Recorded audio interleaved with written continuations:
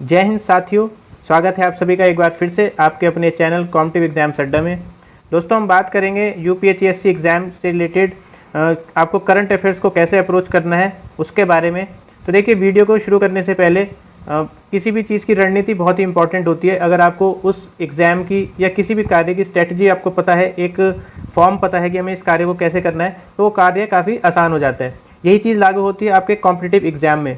आज का जो दौर है, आपको पता है कि एक एक नंबर पे मार्क काट है और आपका सिलेक्शन एक भी नहीं, पॉइंटों में आपका सिलेक्शन रुक सकता है। इवन अगर आपके किसी एस्पिरेंट के बराबर मार्क्स हैं और तब भी आप किसी ना किसी एज में जो है उनसे कम है, तो वहाँ भी आपका सिलेक्शन रुक जाता है। तो आप समझ सकते हैं कि एक एक नंबर की कितनी जो है ज़रूरत है। इसके लिए मैं दो बातें कहूँगा। एक तो अगर आप भ्रम में हैं, कुछ ऐसे लोगों से जुड़े हुए हैं जो मान लीजिए आपको 20 घंटे का, फॉर एग्जाम्पल मैं उदाहरण के तौर पे बता रहा हूँ कि 20 घंटे का उन्होंने जो है आपको मटेरियल दे दिया और उसमें से क्या है, मान लीजिए 2 मिनट का उसमें से कोई मटेरियल आ गया, कोई क्वेश्चन आ गया, 20 मिनट में से 20 घंटे में से 2 मिनट का आ गया, तो वो क्या करते हैं, उसको बहुत ही एग्जेजरेट करते हैं, बढ़ा चढ़ा के कि हमारे यहाँ से क्वेश्चन पेपर आए, हमारे क्वेश्चन आए हैं। वो उन लोगों से थोड़ा बचने की कोशिश करें, क्योंकि देखिए ऐसे तो कोई भी कंटेंट तो कोई भी दे देगा। मैं भी आपको 10 बुक्स बता दूंगा कि आप ये भी पढ़िए, ये भी पढ़िए, ये भी पढ़िए। मैं भी खुद भी पढ़ा सकता हूँ वो चीज़ें, लेकिन उससे कोई फ़ायदा नहीं है। आपको देखिए, आपने महाभारत का वो प्रकरण तो आपको सबको पता ही होगा। अर्जुन स्वयंवर में गए थे और उनको जो है सिर्फ क्या दिख रही थी, आँख दिख रही थी मछली की। ये चीज़ जो है आपके एग्ज़ाम में भी लागू होगी। आपको सिर्फ वही दिखना चाहिए जो एग्ज़ाम के पर्पज़ से आपके लिए इम्पॉर्टेंट है। करंट अफेयर्स की अगर हम बात करें तो देखिए, पूरा का पूरा एक सागर है। आप यूपीएससी लेवल की चीज़ें भी पढ़ सकते हैं कि एक करंट अफेयर में आपने 10 चीज़ें पढ़ डाली, लेकिन उसकी ज़रूरत नहीं है। उसकी ज़रूरत यहाँ पे नहीं है। यूपीएससी में उसकी ज़रूरत बिल्कुल भी नहीं है। तो आप इन चीज़ों को बिल्कुल ध्यान में रखेंगे। साथ ही ये ध्यान रखेंगे कि जो प्रीवियस ईयर क्वेश्चन पेपर्स है उसमें किस तरीके के क्वेश्चन जो है आपसे पूछे गए हैं। अगर ये चीज़ें आपके माइंड में है तो आपको एक बिल्कुल अच्छा डायरेक्शन मिलेगा कि हमें क्या पढ़ना है। अब देखिए, थोड़ा सा मैंने अपनी तरफ से प्रयास किया है कि आपको किन चीज़ों पे थोड़ा ध्यान देना है। प्रीवियस ईयर क्वेश्चन पेपर्स को देखें तो उसमें देखिए आपको मिलेगा कि एक तो जो भी रिसेंट डेवलपमेंट्स चल रहे हैं एजुकेशन की फील्ड में, वो आपको नहीं छोड़ना है। जैसे कि एग्जाम्पल के तौर पे हरियाणा गवर्नमेंट ने ये चिराग स्कीम जो है लॉन्च की है, चिराग स्कीम। तो चिराग स्कीम जो है उसको आपको बिल्कुल ध्यान रखना है कि क्वेश्चन जैसे पिछली बार भी पूछा गया था, स्कूल बैग पॉलिसी किसने, कौन से राज्य की थी, तो देखिए उसका आंसर था दिल्ली। इसी तरीके से ये भी पूछा जा सकता है, आप इसको बिल्कुल ध्यान में रखें। तो ये मैं ये बताना चाह रहा हूँ कि आपको एजुकेशन के पर्पज़ से जो चीज़ें बेसिकली जो रिसेंट डेवलपमेंट्स हो रहे हैं वो बिल्कुल ध्यान रखने हैं। टेक्नोलॉजी के पर्पज़ से जो रिसेंट डेवलपमेंट्स हैं वो ध्यान रखने हैं। और आप देखिए स्पोर्ट्स न्यूज़ पे क्या ध्यान रखना है कि आपको जो बेसिकली बड़े इवेंट्स हैं उनमें जो है, बड़े इवेंट्स में किसकी जीत हो रही है, कहाँ पे ऑर्गेनाइज हो रहे हैं, वो सब चीज़ें ध्यान रखनी है। धीरे धीरे करके आप मुझ पर ट्रस्ट करेंगे, मुझ पर जो है विश्वास जताएंगे और जैसा आपका फीडबैक रहेगा तो मैं सारी चीज़ें आपको कवर कराऊंगा। ये मैं आपको जो है बिल्कुल आश्वासन देता हूँ और आपसे जो है मैं बिल्कुल प्रॉमिस करता हूँ।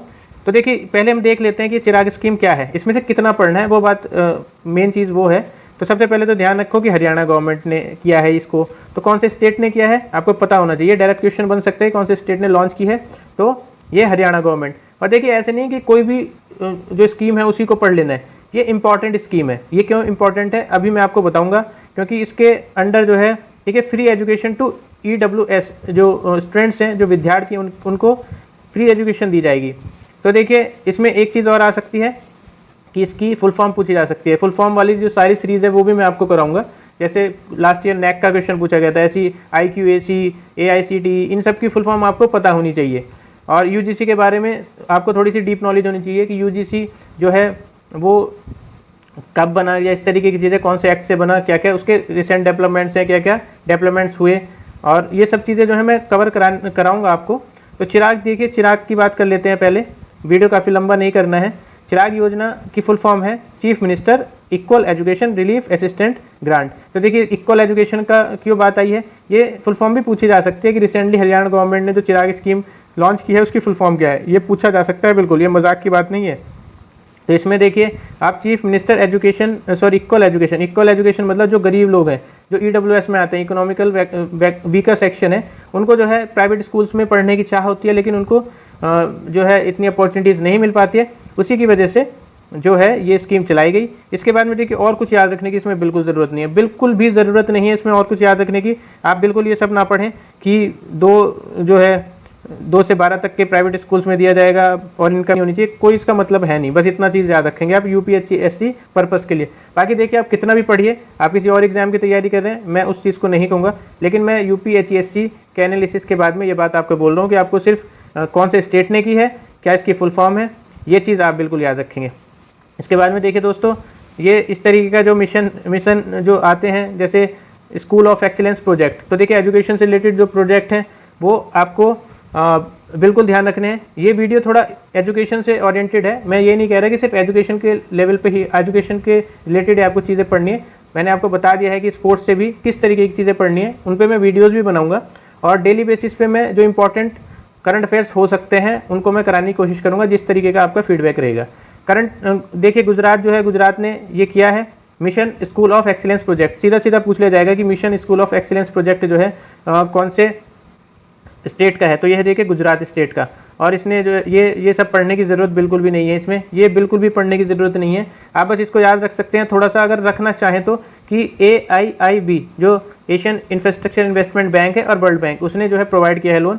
वैसे ये इतना नहीं आएगा, आपको सिर्फ ये याद रखना है कौन से स्टेट ने किया है। इसके बाद में देखिए दोस्तों, ये जो है ये स्कूल से रिलेटेड है, तो इम्पॉर्टेंट है क्योंकि ये ग्रेडिंग की बात यहाँ पे होगी, असेसमेंट की बात यहाँ पे होगी, वो सब आपका इंपॉर्टेंट मान के चलिए आप।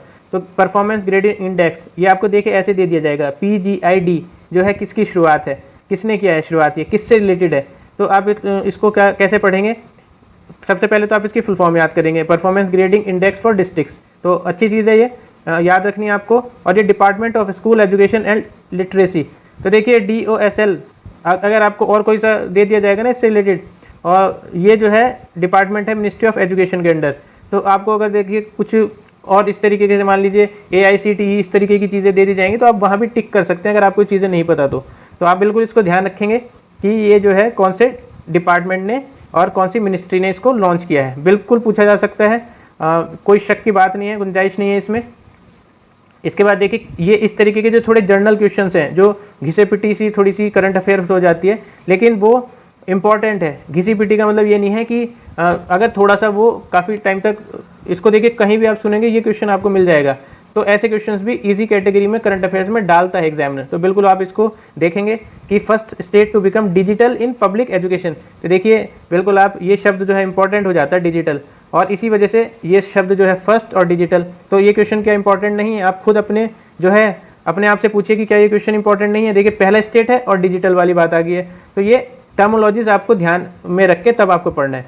पहली चीज़ आपको बिल्कुल जो कोई पहली चीज़ है उसको पढ़ना है, और डिजिटल वाली देखिए रिसेंट डेवलपमेंट जो हो रहे हैं उनको बिल्कुल ध्यान रखना है। तो यह है केरला, इतना ही याद रखना है बस आपको, इसके अलावा ये चीज़ें कोई याद नहीं रखनी है, ये बिल्कुल याद नहीं रखनी है। देखिए मैं इसका इसलिए जो है इंक्लूड करता हूँ कि आपको क्या नहीं पढ़ना है, तो ये बिल्कुल नहीं पढ़ना आपको, ये पढ़ना है आपको कि केरला जो है फर्स्ट स्टेट बन गया है डिजिटल इन पब्लिक एजुकेशन में। आप बिल्कुल इसको ध्यान रख सकते हैं। देखिए ये क्वेश्चन थोड़ा सा एजुकेशन से हटके है, ये मैंने इसलिए इंक्लूड किया है कि पीछे जिन लोगों ने भी देखी है मेरी करंट अफेयर्स की क्लास, तो कुछ मैंने वीडियोस बनाई थी करंट अफेयर्स पे, और इतनी ज़्यादा देखिए नहीं देखी गई हैं, इसके बाद में मैंने वो थोड़ा सा रोक दिया था काम।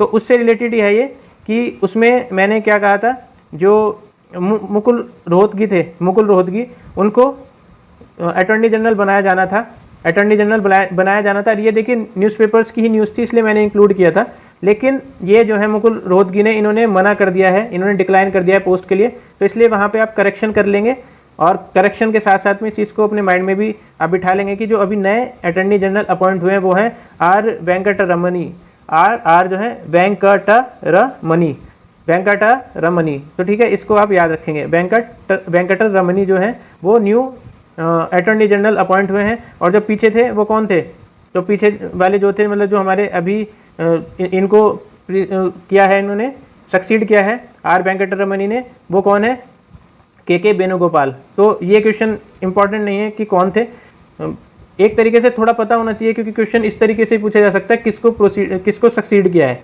लेकिन ये तो ज़रूर आपको पता होना चाहिए कि जो है आर वेंकटरमणी जो है वो न्यू अपॉइंट हुए हैं। तो दोस्तों इसी तरीके से आप चीज़ों को पढ़ेंगे, और जिस तरीके से आपका मुझे प्यार मिलेगा, आपके कमेंट्स मिलेंगे, आपका जो फीडबैक मिलेगा, उसी के सहारे से मैं चीज़ों को आगे लेके बढ़ूँगा। और बिल्कुल कोशिश ये रहेगी कि मैं आपकी चीज़ें कंप्लीट कराऊंगा पूरी, जिस तरीके से आपका फीडबैक रहेगा। तो जीएस का जो पोर्शन है मैं एक चीज़ जो है कवर कराऊंगा। मैंने देखिए अभी इंडियन कल्चर वाला जो पार्ट है उसको भी जो है टच करने की कोशिश, और ऐसा नहीं है कि जो भारी चीज़ें हैं जहाँ पे आपको मटेरियल नहीं मिल रहा है, मैं उस चीज़ों को भी कंप्लीट कराने की कोशिश करूँगा। दोस्तों इसी के साथ में आपको चीज़ें पसंद आती हैं, आप बिल्कुल सब्सक्राइब करें, शेयर करें चीज़ों को, और इसी के साथ में मैं कहूँगा कि ऑल द बेस्ट, और आप पढ़ते रहें बिल्कुल, सिलेक्शन ले इस बार। Thank you.